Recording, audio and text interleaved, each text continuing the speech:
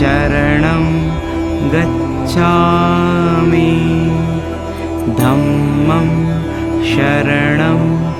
गच्छामि संघं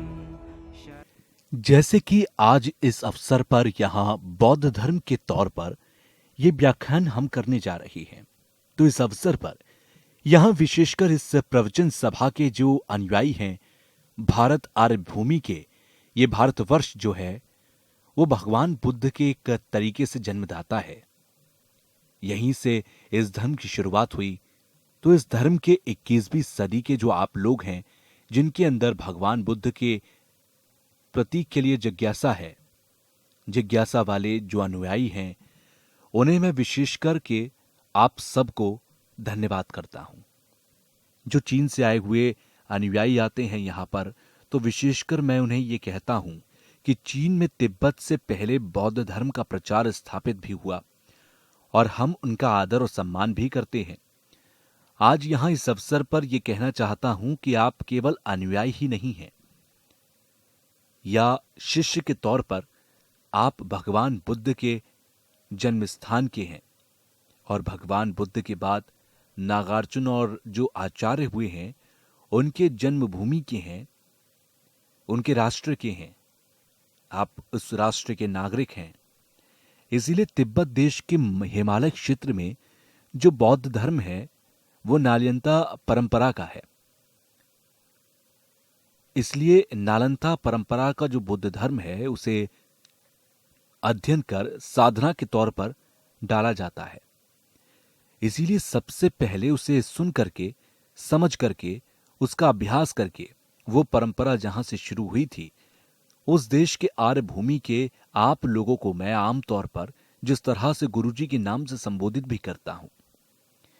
तो आज आप सभी गुरुजनों का मैं आदर करता हूं। जिस तरह से मैं अपने धर्म मित्रों के साथ में बात करता हूं, विशेषकर हमारे धर्म मित्र सारनाथ से, बनारस से उपाध्याय जी, कृष्णनाथ जी, त्रिपाठी जी, करीब 4 लोगों को प्रार्थना करने पर मैंने गृह समाज के सभी जो अभिषेक दिए थे, और वो अभिषेक जो हैं वो विशेष प्रकार की जो रंगीन मिट्टियां होती हैं, मंदाल बनाए जाते हैं, बनकर के अभिषेक दिए जाते हैं। तो वो लोग भी रोए उस वक्त, और जो हमारे अनुवादक उस वक्त थे, सारनाथ के कुलपति जो हैं, वो भी रोए और मैं भी रोया,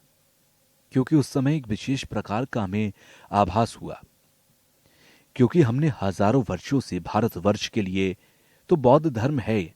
उसे हम तिब्बतियों ने बहुत संभाल कर रखा, और जो हमने आज तक अभ्यास करते हुए इतने हजार साल तक, उस वक्त जो भारत के विद्वानों को सौंपने का अवसर मिला, वो हमारे लिए अद्भुत वक्त था। उस समय एक विशेष प्रकार का आभास हुआ। तो आज उसी तरह से था। आज भारत आर्य भूमि देश के जो नए बौद्ध धर्म के प्रति जो उचित रुचि रखने वाले लोग आप लोग हैं, और जो परंपरागत बौद्ध हैं, हिमालय क्षेत्र से लोगों के अनुरोध करने पर, प्रार्थना करने पर बुद्ध धर्म के व्याख्यान को करने जा रहे हैं हम। तो ये भगवान बुद्ध के धर्म आज तक हम तिब्बतियों ने हजारों सालों तक कोई कमी न रखते हुए संभाला है। तो हमें इसी राष्ट्र को सौंपने का अवसर आज मिला है, यहाँ के नागरिकों को सौंपने का अवसर मिला है, क्योंकि यह आपके ही अपने बुजुर्गों का धन है, धर्म धन है। यह एक तरीके से आपका खानदानी धर्म है, आपके पिता का धर्म है। साथ में आपको मैं ये भी बता दूं कि भगवान बुद्ध के बुद्ध ज्ञान की प्राप्ति के बाद जो धर्म के प्रवचन हुए वो त्रिपिटक के नाम से जाने जाते हैं। सबसे पहला जो ऐतिहासिक तौर पर बौद्ध धर्म की शुरुआत हुई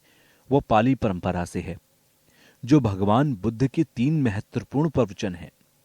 कि उसमें सबसे पहला आर्य सत्य है और इसके बाद प्रज्ञापारण्य वेदा है। ये 2 जो हैं कि संस्कृति की परंपरा से हैं। इसे आप बौद्धिस्तर कहें या फिर महाज्ञान कहें, इस नाम से भी आप संबोधित कर सकते हैं। कुल मिलाकर ये बौद्ध स्तर ज्ञान के नाम से जाना जा सकता है। तो ये सब जो है ये केवल मनुष्य को ही नहीं, मनुष्य रूपी जो लोग हैं उनको ही नहीं, बल्कि विशेष प्रकार के लोगों के समक्ष ही रखा गया है। मिसाल के तौर पर जैसे अब आनंदा आदि द्वारा जब प्रश्न किए जाते हैं, मित्रनाथ से या अवलोकित आदि से किए जाते हैं, उससे ये साफ होता है कि विशेष प्रकार से या कुछ लोगों के समक्ष ही रखा गया है। लेकिन हमारी बुनियादी परंपरा यानी कि पाली परंपरा के तौर पर सबसे पहले मंगल सूत्र भगवान बुद्ध की परंपरा के तौर पर किए जाते हैं। यहां जैसे कि सबसे पहले धन्यवाद, और जहां इससे पहले पाली परंपरा से वंदना हिमालय क्षेत्र से आए हुए लोगों के साथ गोटिवासा में वंदना करने के बाद प्रज्ञा पारण मिथ्या सूत्र के मंत्र के साथ ये मंगलाचारण हुआ। आज यहां जैसा कि सबको ज्ञात है कि भारतवर्ष की भूमि पर अलग अलग क्षेत्रों से आप भगवान बुद्ध के धर्म के प्रति जिज्ञासा रखने वाले, आस्था रखने वाले लोग आए हैं। खास तौर पर आपने जो तैयारियां व्यवस्थाएं की हैं और यहां आयोजन आप जो करने वाले हैं, आप सभी लोगों को धन्यवाद,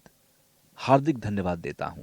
बुद्ध धर्म की व्याख्या करने से पहले मैं परिचय के तौर पर आपको ये बता दूं कि इस भारतवर्ष के जो बौद्ध धर्म हैं, केवल बौद्ध धर्म ही नहीं बल्कि उससे पहले 2 या 3 हजार वर्ष से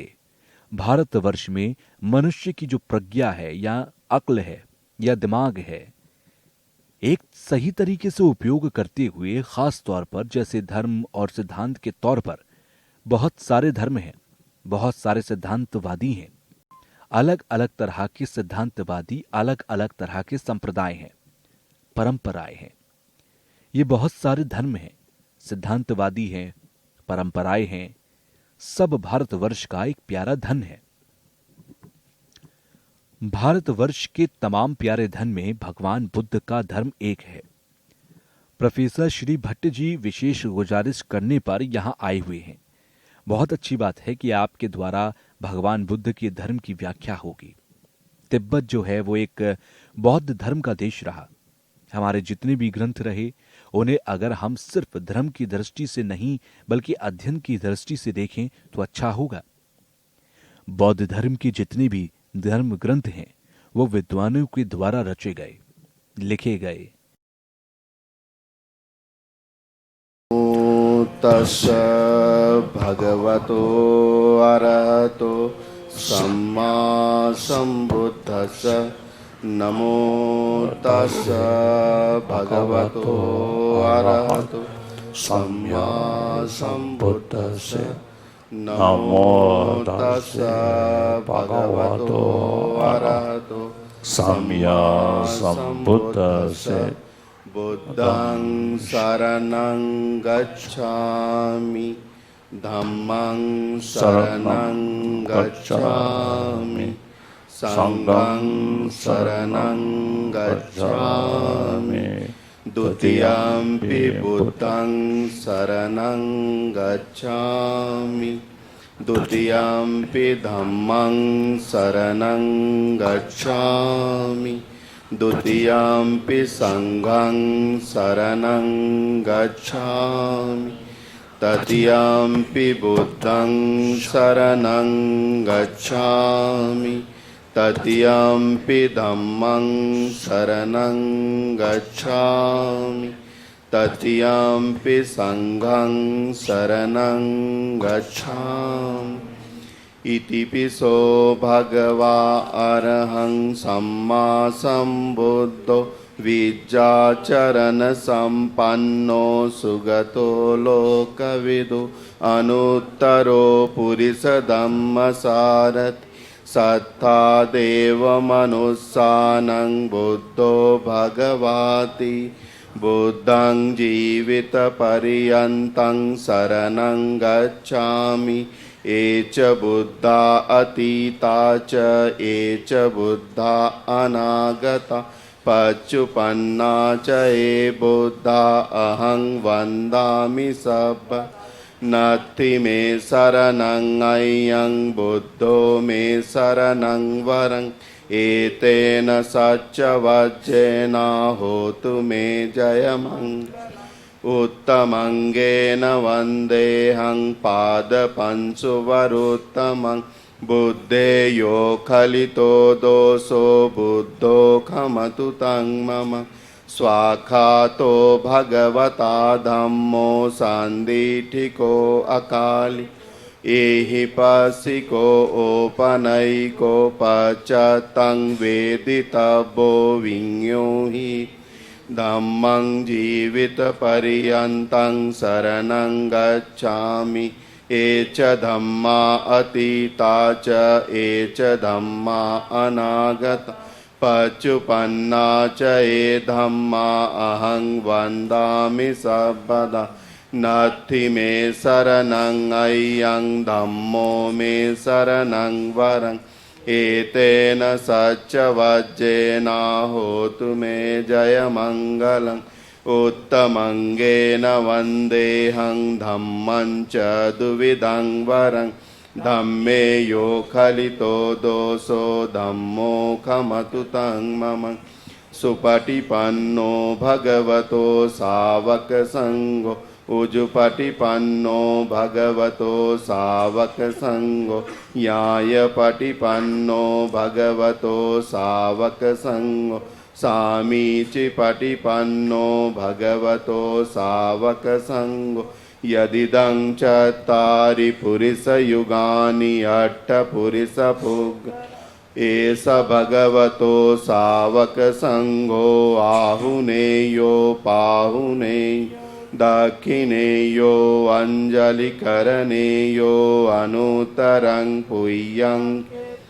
लोकसाति सङ्गं जीवितपर्यन्तं शरणं गच्छामि ये च सङ्गायतीता च ये च सङ्गा अनागत पच्युपन्ना च ये सङ्गा अहं वन्दामि सर्वदा नत्थि मे शरणं अय्यं सङ्गो मे शरणं वरं एतेन सच्चवज्जेन होतु ते जयमङ्गलम् उत्तमङ्गेन वन्देऽहं सङ्गं च त्रिविधोत्तमं सङ्गे यो खलितो दोषो सङ्गो खमतु तं मम एवं मे सुतं एकं समयं भगवा सावस्थियं विहरति जेतवने अनाथपिण्डिकस्य आरामे अतको अन्यतरा देवत अभिकान्ताय रत्याय अभिकान्तवन्न केवलकपं जेतवनं ओभासेत्वा येन भगवा तेनुपसङ्कमी उपसङ्कमित्वा भगवन्तं अभिवादयित्वा एकमन्तं अट्ठासी एकमन्तं ठिता खोसा देवता भगवन्तं गाथाय जभासि बहुदेवा मनुष्या च मङ्गलानि अचिन्तयु आकङ्क्षमानासोत्थानं ब्रूहि मङ्गलमुत्तमम् असेवना च बालानां पण्डितानां च सेवना जा च पूजनीयानां एतं मङ्गलमुत्तमं पतिरूपदेशवासो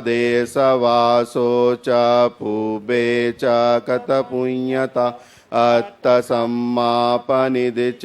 एतं मङ्गलमुत्तमं बाहुसच्चञ्च सीपञ्च विनयो च शिक्षितो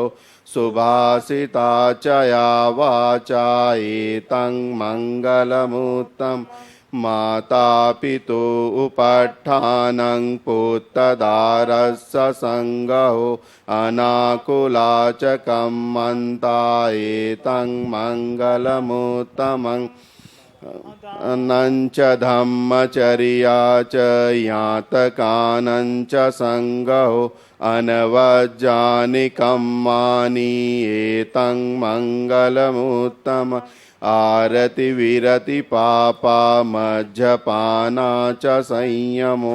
अपमादो च धम्मेषु एतं मङ्गलमुत्तमम् गारवो च निवातो च सन्तुष्टि च कतयुता कालेन धम्मसवनं एतं मङ्गलमुत्तमं खन्ति च सोवचस्सता समनानं च दर्शनं कालेन धम्मसाकच्छा एतं मङ्गलमुत्तमम् तपो च ब्रह्मचर्य च यर्यसच्चानदर्शनं निब्बानसच्च क्रिया च एतं मङ्गलमुत्तमं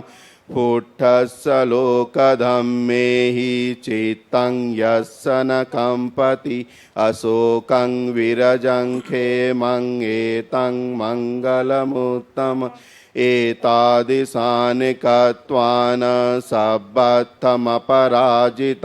सब्बद्धसोतिं गच्छन्ति तं तेषां मङ्गलमुत्तमम् एतेन सच्चवज्जेन सोतिते होतु सर्वदा एतेन सच्चवज्जेन सर्वदुःखो विनश्यतु एतेन सच्चवज्जेन होतु ते जयमङ्गलं सभीतियो विभज्जन्तु सर्वरोगो विनश्यतु माते भवन्त्वन्तरायो सुखी दीर्घायुको भवतु सर्वमङ्गलं रक्षन्तु सर्वदेवता सर्वबुद्धानुभावेन सदा सोत्रि भवन्तु ते भवतु सर्वमङ्गलं रक्षन्तु सर्वदेवता सर्वधम्मानुभावेन सदा सोत्रि भवन्तु ते भवतु सर्वमङ्गलं रक्षन्तु सर्वदेवता सर्वसङ्घानुभावेन सदा सोत्रि भवन्तु ते सर्वे सत्ता सुखी होन्तु सर्वे होतु च खेमिनो सर्वे भद्राणि पश्यन्तु मा कञ्च दुःखमागमा सर्वे सत्ता सुखी होन्तु सर्वे होतु च खेमिनो सर्वे भद्राणि पश्यन्तु मा कञ्च दुःखमागमा सर्वे सत्ता सुखी होन्तु सर्वे होतु च खेमिनो सर्वे भद्राणि पश्यन्तु मा कञ्च दुःखमागमा साधु साधु साधु। यहाँ जैसे तो वे एक प्रामाणिक हैं, इसलिए हम उन पर सोच विचार कर सकते हैं, वार्तालाप कर सकते हैं, क्योंकि वार्तालाप करना, बातचीत करना बहुत महत्वपूर्ण होता है। क्योंकि विद्वानों के द्वारा जो ग्रंथ लिखे गए हैं, बताए गए हैं, वो वार्तालाप करने और बातचीत करने का भी एक माध्यम है। ये सभी ग्रंथ अपनी शिक्षा और जानकारी बढ़ाने में बहुत उपयोगी हैं। तो इसीलिए आयोजकों द्वारा प्रोफेसर जी को यहाँ आने के लिए आग्रह करने के लिए मैं उन्हें बहुत धन्यवाद देता हूँ। मैं समझता हूँ कि यहाँ प्रोफेसर द्वारा जो व्याख्या होगी उसे यहाँ के नवयुवक लोग हैं उन्हें एक आधारशिला के तौर पर ये उपयोगी साबित होगी। आज के इस प्रवचन सभा की जो व्याख्या सभा है, जो ग्रंथ है उसकी हम व्याख्या करेंगे और वो ग्रंथ है भावनाक्रम। भावनाक्रम की रचना आचार्य कमलशील द्वारा की गई। आचार्य कमलशील जो हैं वो महा आचार्य उपाध्याय जैसे कि तिब्बत के जो राजा थे उनके प्रार्थना करने के तौर पर रखे गए थे। पहले आचार्य शांत रक्षित द्वारा आचार्य कमलशील के गुरु थे और आचार्य शांत रक्षित के अनुयायी में से कमलशील एक विशेष थे। गुरु शिष्य दोनों की तिब्बत देश पर एक अहम भूमिका रही।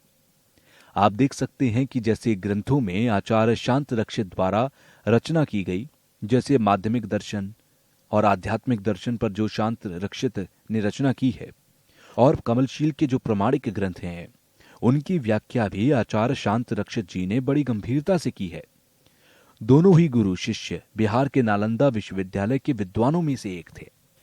इसीलिए कमलशील द्वारा रचित ग्रंथ भावना क्रम को मैं 3 तरीके से देख रहा हूं। सबसे पहले बात की गई इस ग्रंथ की,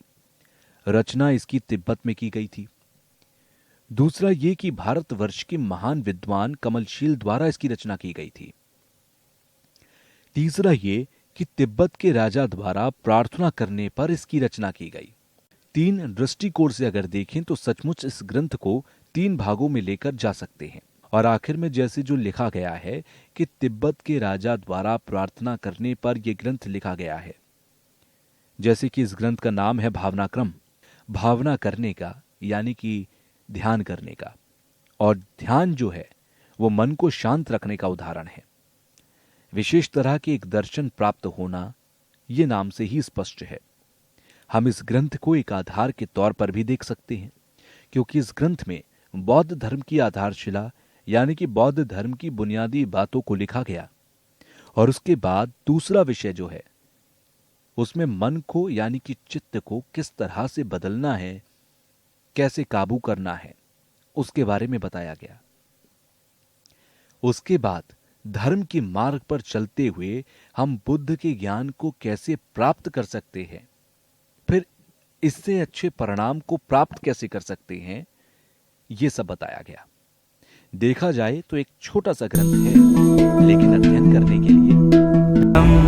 शरणं गच्छामि धम्मं शरणं गच्छामि